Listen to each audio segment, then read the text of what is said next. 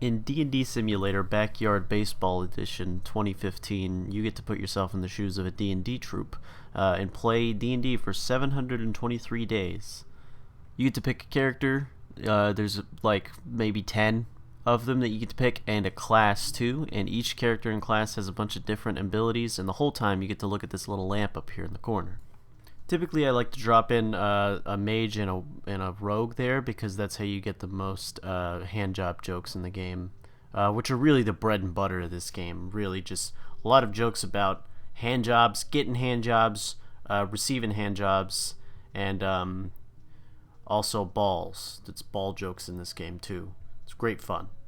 So as you can see, this game starts in a dungeon, which actually makes it Oblivion. Elder Scrolls 4 Oblivion, because you start in jail. But the action picks up quickly because almost instantly you are attacked by some red-faced, really spoopy-looking guards who are just here to just scare the pants off you.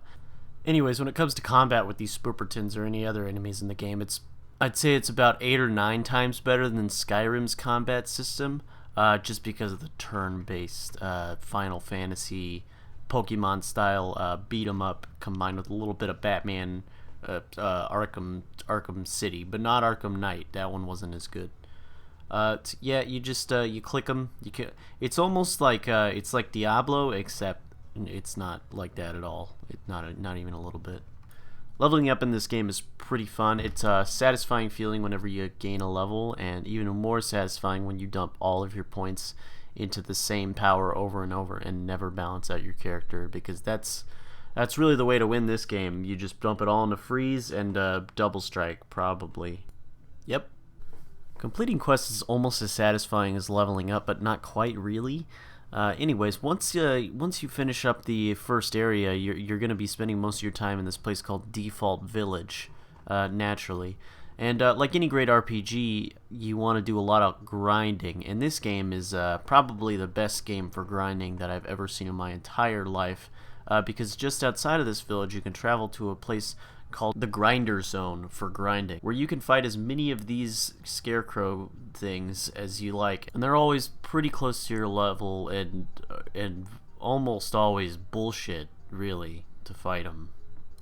But before you can get to doing any of that, it's important to know that, like everybody does know, that you always want to grind out a few Pidgeys at the start of your adventure. You got to find some Pidgeys, level 1, sitting in the grass there, and take them out and get some super effective hits. That's really the only way to build XP and level up your party. And it looks like we just leveled up again, almost, kind of. Yep, yep, yep. Unfortunately, most of the time in this game, you're in dark dungeons and fighting, horrible creatures like these bats here, and it's always pretty much an unfair fight. Yeah, you'll lose every single time, but that's what makes the game fun. You gotta just reminding you that you have to go back and grind out a few Pidgeys. Okay. All right. Okay. One of the best parts of this game is its killer boss music. Take a listen.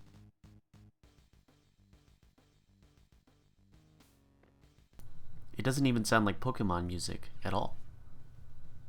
Not even a little. This game is great because through all of the deep lore and intricate storytelling, you never lose sight of what's really important, and nor do the characters.